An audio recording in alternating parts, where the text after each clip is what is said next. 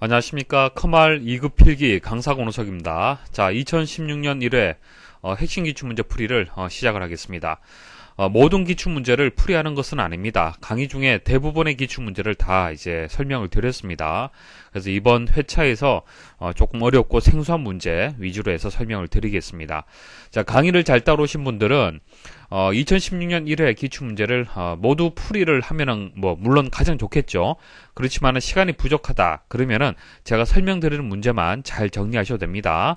어차피 강의에서 여러 번 반복했던 그런 문제들이 반복해서 좀 출제가 되고 있는 겁니다. 자, 이번에 생소한 문제가 어떻게 출제가 되었는지 과목별로 해서 한번 보도록 하겠습니다. 자, 컴퓨터 일반은 4문제, 스프레드시트 일반은 5문제가 생소하게 출제가 되었습니다.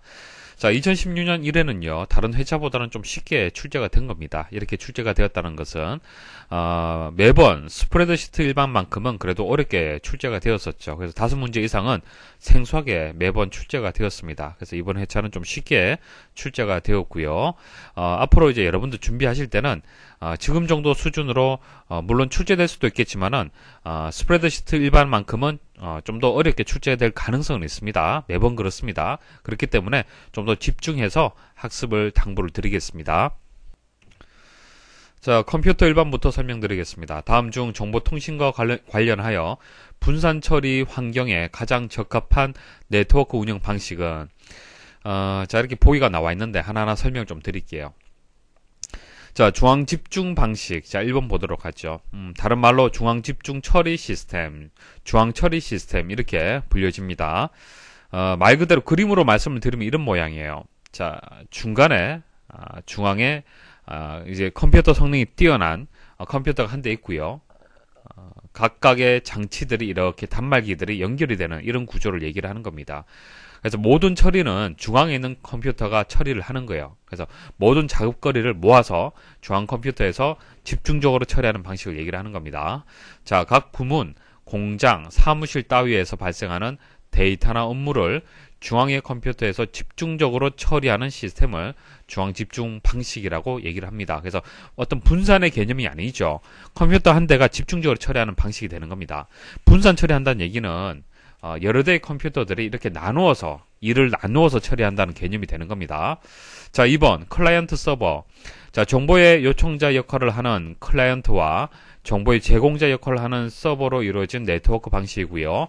자, 구조가 간단하고요. 구현이 쉽고요. 서버의 성능에 따라서 네트워크의 성능이 좌우되는 그런 특징을 가지고 있습니다. 자, 그림으로 말씀을 드리면 이렇습니다. 어려운 개념이 아니죠. 지금 여러분들의 컴퓨터가 클라이언트 역할을 하는 거예요. 지금 보시는 이 동영상은 기사 퍼스트 서버에서 제공해드리는 그런 이제 서비스가 되는 것이죠. 그래서 웹브라우저를 사용하는 여러분들의 컴퓨터가 클라이언트 컴퓨터가 되는 거예요. 자, 정보를 요청하는 역할을 하는 것이죠. 그래서 1번 첫 번째 강의를 클릭을 한다. 자, 첫 번째 강의 클릭한다. 그 자체가 서버에게 정보를 요청하는 과정이 되는 거고요. 자, 동영상 서버에서는 해당 강의를 전송을 해주겠죠. 클라이언트한테. 그래서 그게 이제 정보 전송이 되는 겁니다. 자, 이런 구조가 클라이언트 서버 방식이 되는 거고요. 자, 이게 분산 처리하고 어떤 관계가 있느냐? 자, 클라이언트 서버는요, 서버에서만 처리하는 것이 아닙니다. 자, 물론 서버에서 처리를 하겠지만은 클라이언트 컴퓨터도 처리할 수 있는 능력이 있어요. 여러분들 컴퓨터 PC가 내에 CPU가 다 있습니다. 그렇죠? CPU를 이용을 해서 여러분들 나름대로 어떤 작업들을 처리를 할 수가 있어요. 그래서 이렇게 분산해서 작업을 분산해서 처리할 수 있는 환경에서 가장 적합한 것은 클라이언트 서버 방식이다라고 볼 수가 있습니다. 자, 그리고 3번에 피어 투 피어. 자, 피어 투 피어는 우리는 보통 P2P라고 얘기하죠. P2P. 자, 개인 대 개인의 파일 공유 기술, 행위를 P2P라고 얘기를 합니다. 그래서 기존의 서버와 클라이언트 개념이나 공급자와 소비자 개념에서 벗어납니다. 그러니까 공급자가 소비자가 될 수도 있고 소비자가 또 공급자가 될 수가 있는 거예요. 그래서 구분이 없다는 얘기입니다. 동등한 관계에서 데이터를 주고받는 그 기술을 P2P라고 얘기를 하는 겁니다. 자, 그래서 이 정도만 아시면 되고 정답은 2번이 되겠습니다. 다음 중 컴퓨터의 발전 과정에 관한 설명으로 옳지 않은 것은? 자, 발전 과정 순서를 순서대로 한번 말씀을 드려볼게요. 첫 번째는 파스칼의 계산기가 있습니다. 파스칼의 계산기가 있는데 이 계산기는요, 주의할 점이 덧셈하고 뺄셈이 가능한 최초의 기계식 계산기예요. 전자식이 아니라 기계식이 되는 겁니다. 근데 사칙 연산이 다 가능한 것이 아니라 덧셈하고 뺄셈만 가능한 겁니다. 그래서 보기를 보시면은 파스칼의 계산기는 사칙 연산이 가능하다 이렇게 나와 있잖아요. 그렇기 때문에 1번이 틀렸습니다. 자, 그럼 두 번째는 총공 카드 시스템. 자, 총공 카드 시스템은 홀러리스라는 사람이 개발한 거고요. 인구 통계, 국세 조사에 이용되는 그런 시스템이 되겠습니다. 자, 유니박 1. 자, 유니박 1은요. 최초의 상업용 전자 계산기가 되겠습니다. 자, 에드삭. 자, 에드삭은 폰 노이만. 자, 컴퓨터를 공부하신 분들은 다들 이 사람 얘기 들어보셨을 겁니다. 폰 노이만이라는 이 사람이 제작한 컴퓨터고요. 프로그램 내장 방식 그리고 이진법을 채택한 그런 방식이 되겠습니다. 그래서 프로그램을 컴퓨터 내부에 이제 내장해서 처리하는 방식. 지금 우리가 처리하는 방식이 프로그램 내장 방식이 되는 거예요. 그래서 이런 순서 일단 기억을 하셔야 되고 각각의 특징 정리를 하십시오. 다음 중 플래시 메모리에 대한 설명으로 옳은 것은, 자, 정답 먼저 말씀드리면요. 자, 플래시 메모리란 것은 USB 메모리, 그리고 MP3 플레이어 내에 있는 메모리, 그런 것들을 생각하시면 됩니다. 자, 정기적인 방법으로 수정이 가능한 EEPROM을 개선한 메모리 칩이다. 자, EEPROM은요, 제가 롬에 대해서 설명을 드릴 때 같이 말씀을 드렸어요. 자, 롬이란 것은 리드 온리 메모리를 얘기를 하는 겁니다. 읽기만 가능하죠. 읽기만 가능해요. 그리고 비휘발성의 특징을 가지고 있습니다. 자, 휘발성은 날아간다라는 뜻을 가지고 있잖아요. 비휘발성은 날아가지 않는다. 그러니까 데이터가 지워지지 않는다는 뜻입니다. 그러니까 전원이 공급되지 않는다 하더라도 항상 데이터를 가지고 있어요. 자, 이와 좀 반대되는 개념의 메모리가 램이라는 메모리가 있죠. 자, 램은요, 휘발성 메모리가 되겠습니다. 전기 공급이 되지 않으면은 데이터가 지워지는 그런 특징을 가지고 있죠. 그래서 우리가 주기억 장치로 이용되는 것이 롬이 있고 램이 있습니다. 자, 당연히 각각의 특성에 따라서 롬 같은 경우에는 지워져서는 안 되는 아주 중요한 데이터들, 프로그램들이 롬에 저장이 될 거고요.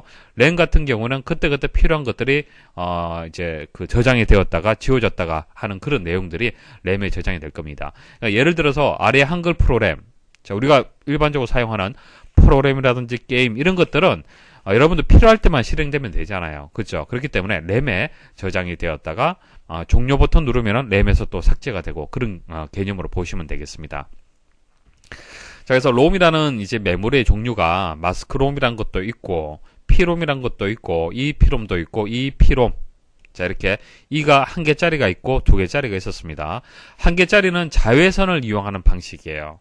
자, 두 개짜리는 정기적으로 지우고 수정이 가능한 그런 특징을 가지고 있었습니다. 그래서 USB 메모리라든지 뭐 MP3 플레이어, 뭐 휴대전화에 있는 메모리, 뭐 디지털 카메라에 있는 메모리 이런 것들은 정기적인 방식으로 해서 데이터를 지우고 수정하고 그런 개념이 되는 거예요. 그래서 EEPROM을 이제 개선한 메모리 칩이다라는 설명이 맞습니다. 그래서 4번이 정답이 되고요. 자, 1번 중앙 처리 장치와 주기억 장치 사이에 위치하여 컴퓨터의 처리 속도를 향상시키는 역할을 한다. 자, CPU 중앙 처리 장치하고 메인 메모리, 자, 주기억 장치하고요. 속도 차이를 이제 비교를 하면은 CPU가 상당히 빠릅니다. 근데 상대적으로 메인 메모리는 속도가 떨어져요. 그렇기 때문에 CPU에서 데이터를 이렇게 가져와서 처리를 해야 되는데 CPU는 빠르지만은 메인 메모리가 느리기 때문에 전체적인 컴퓨터 시스템의 속도는 떨어질 수밖에 없는 겁니다. 그래서 그것을 보완하기 위해서 자, 이 사이에다가 메모리, 고속의 메모리를 하나 두는 겁니다. 그게 캐시 메모리예요. 자, 2번 보조 기억장치의 일부를 주기억장치처럼 사용하는 메모리 관리 기법으로 주기억장치보다 큰 프로그램을 불러와 실행해야 할 때 유용하다. 자, 보조 기억장치는 보통 우리 하드디스크를 생각하시면 되겠죠. 하드디스크. 자, 주기억장치는 메인 메모리가 되겠습니다. 자, 메인 메모리는 속도가 빠르죠. 그래서 고가입니다. 그래서 무한정 용량을 늘리기에는 좀 부담스럽죠. 그렇지만 하드디스크 같은 경우에는 비용이 상대적으로 저렴합니다. 그래서 용량이 상당히 크죠. 그래서 여러분들이 사용하는 프로그램들은 다 주기억장치에서 이제 상주가 되어야만 처리가 되는데요. 자, 프로그램들이 뭐 4기가짜리 프로그램도 있을 거고요. 게임 같은 경우에는 자, 이거보다 큰 프로그램도 있을 거고 작은 프로그램도 있을 겁니다. 그리고 이런 프로그램들을 여러 개를 동시에 실행을 해야 될 거예요. 게임도 하고 인터넷 서핑도 하고 음악도 들으면서 그리고 뭐 포토샵 작업도 하면서 이런 작업들을 동시에 하다 보면은 용량이 메인 메모리 용량보다 더 커질 겁니다. 그래서 이것을 해결하는 방법이 보조기억 장치의 일부를 마치 주기억 장치인 것처럼 컴퓨터를 속이는 거죠. 그게 가상 메모리의 개념이 되겠습니다. 3번, 주기억 장치에 저장된 정보에 접근할 때 주소 대신 기억된 정보의 내용 일부를 이용하여 직접 접근하는 장치이다. 자, 기본적으로 자, 주기억 장치 메인 메모리에 CPU가 접근을 하잖아요. 데이터를 가지고 옵니다. 자, 데이터를 가지고 올 때 101, 예를 들어서 101 번지, 그러니까 여러분들 댁에 주소가 있기 때문에 우편물이 배달되듯이 주소 개념으로 데이터하고 명령어를 가지고 옵니다. 근데 이렇게 가져오는 것이 아니라 여기 있는 정보의 내용 일부를 이용해서 가져오는 방식이 있어요. 그것을 연관 메모리라고 하는 겁니다. 자, 이번 문제는 뉴스 기사 하나 말씀을 드리고 답을 찾도록 하겠습니다. 자, 2014년 10월에 국제 웹 표준화 기구인 W3C, 자, 월드 와이드 웹 컨소시엄은 HTML의 5번째 버전인 HTML5를 글로벌 웹 표준 기술로 공고했다. 자, HTML5는 ActiveX. 자, ActiveX는 인터넷을 이용하는 데 있어서 가장 여러분들 불편한 부분이 ActiveX와 같은 그런 기능들이죠. 자, ActiveX와 같은 별도 프로그램을 설치하지 않고도 그래픽, 비디오, 오디오 등 다양한 부가 기능을 구현해준다. 자, 이런 뉴스 기사가 나온 적이 있습니다. 자, 문제 한번 보도록 하죠.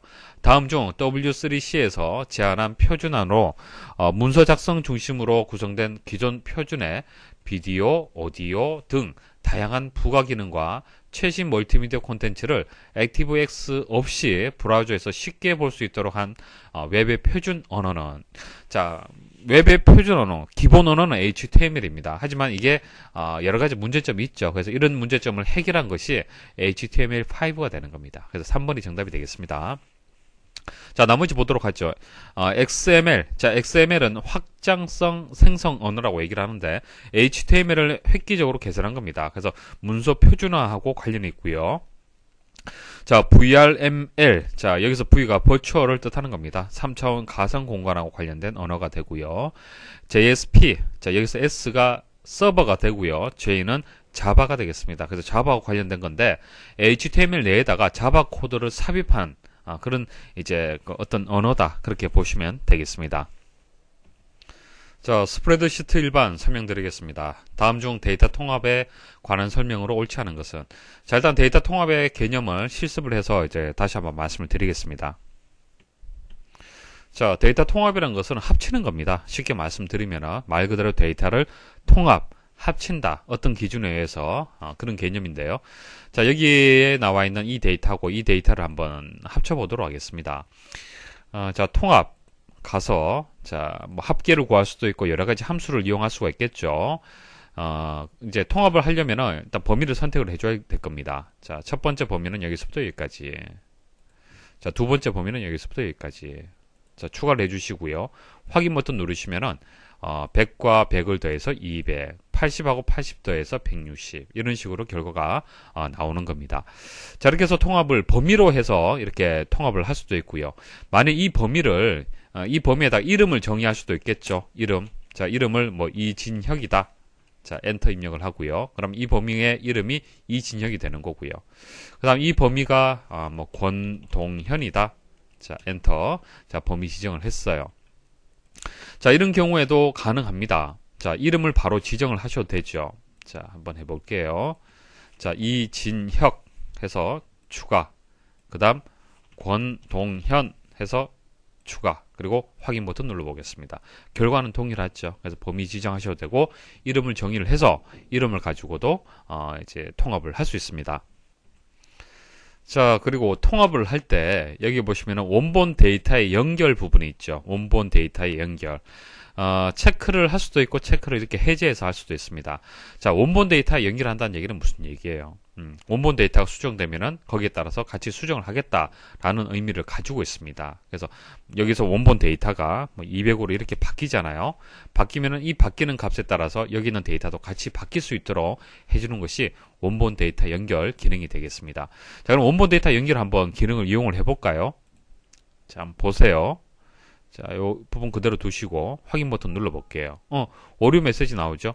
자, 통합 시트에 연결할 수 없습니다. 그러니까 같은 시트 내에서는 안 됩니다. 자, 주의를 하세요. 같은 시트는 안 되고요. 다른 시트를 하나 만들어 볼게요. 다른 시트를 하나 만들어서 통합을 한번 해보겠습니다.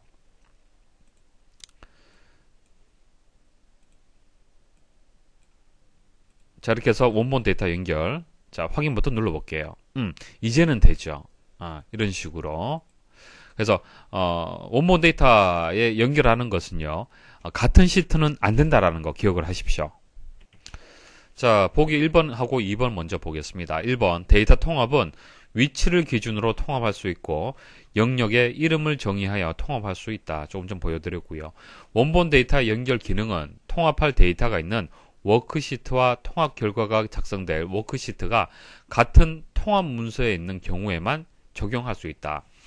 자, 말이 좀 어려울 수가 있는데 결국 같은 통합 문서 내에 있을 경우에만 적용할 수 있다 이렇게 되어 있잖아요. 그렇죠? 자, 뭐뭐만이라고 했을 때는 좀 주의를 하셔야 됩니다. 같은 통합 문서에 있다고 해서 안 되죠. 같은 시트에 있으면 안 됩니다. 그죠? 통합 문서가 같다 하더라도 같은 시트 내에 있으면 안 돼요. 다른 시트에 있어야 됩니다. 그래서 이 설명이 틀렸습니다. 자, 그리고 통합을 할 때 이제 행과 열, 그냥 레이블을 포함을 해서 한번 통합을 해볼게요.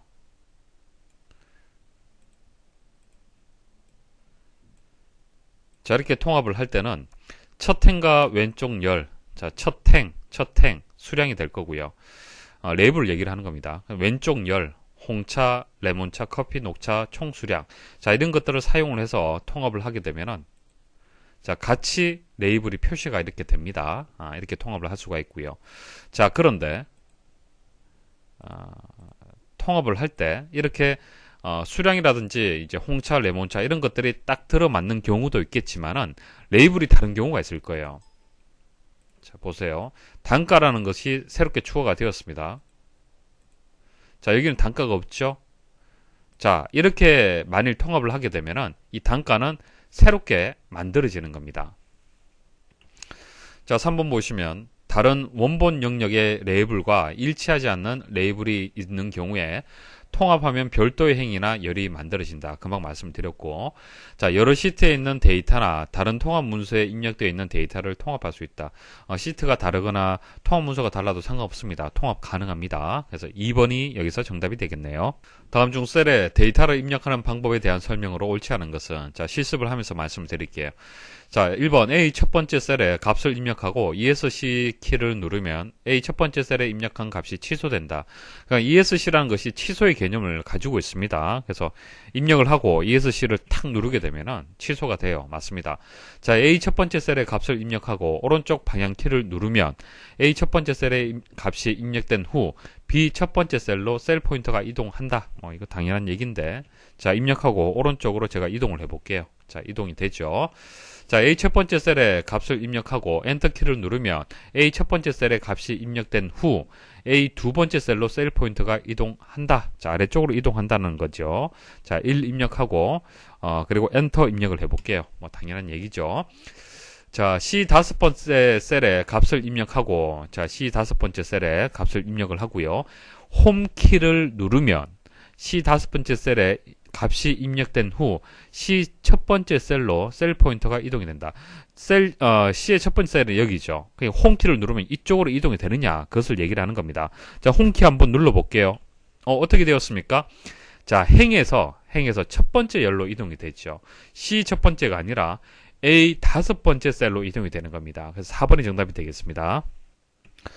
다음 중 메모에 관한 설명으로 옳지 않은 것은 1번 메모를 삭제하려면 메모가 삽입된 셀을 선택한 후 검토 탭에 메모 그룹의 삭제를 선택한다. 자, 일단 메모를 삽입을 해볼게요.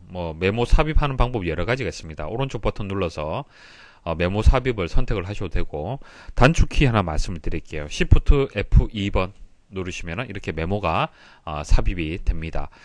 이렇게 메모가 삽입이 됐잖아요. 그죠? 지금 삭제를 얘기를 하는 거예요. 검토 탭에 있는 메모 그룹에 있는 삭제 한번 눌러 보겠습니다. 누르면은 메모가 지워졌네요.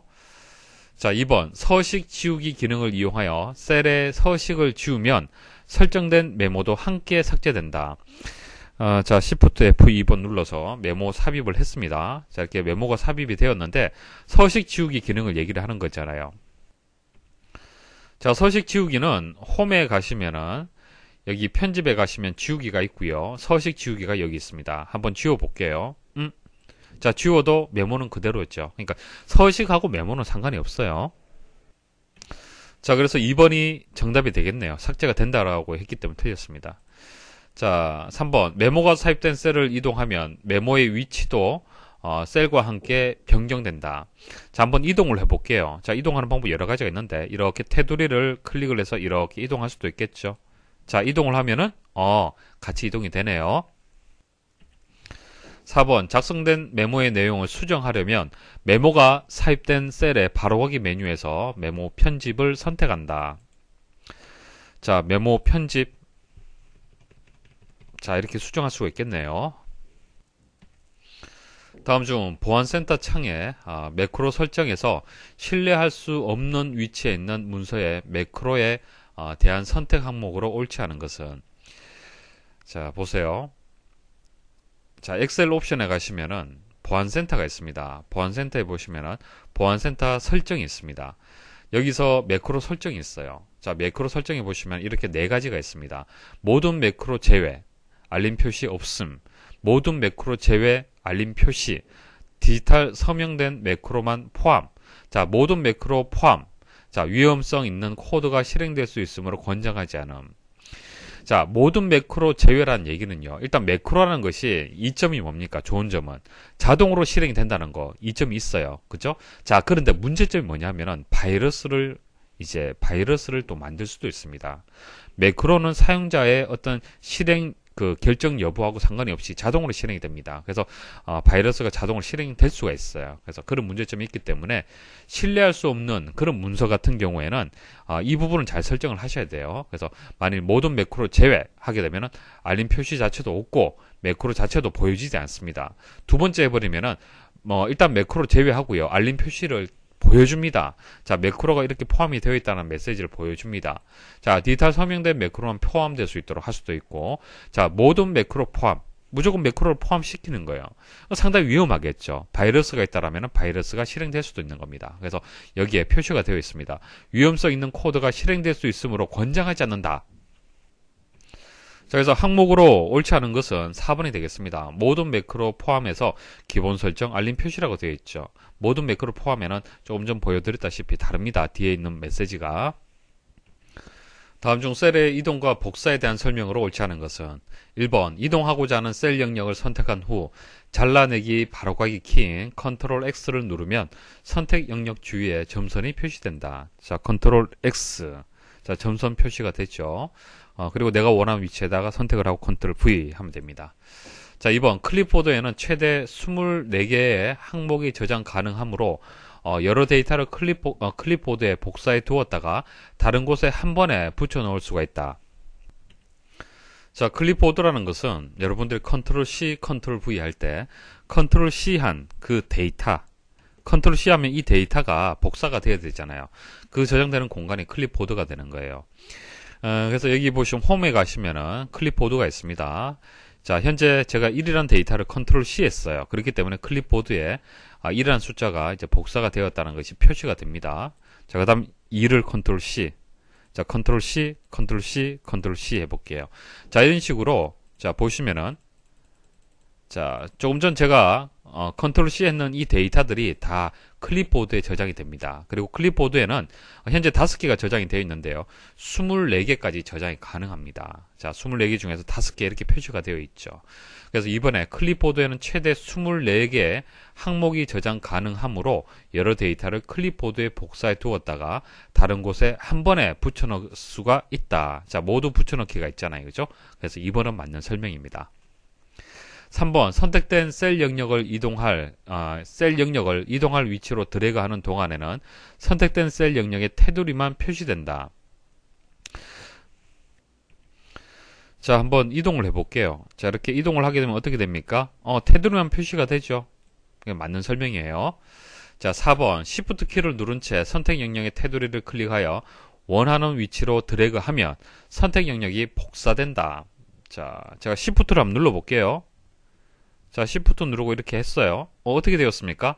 복사가 아니고 이동이죠. 그래서 4번이 정답이 되겠습니다. 자, 여기까지 해서 2016년 1회 핵심 기출문제 풀이를 마치도록 하겠습니다. 수고하셨습니다.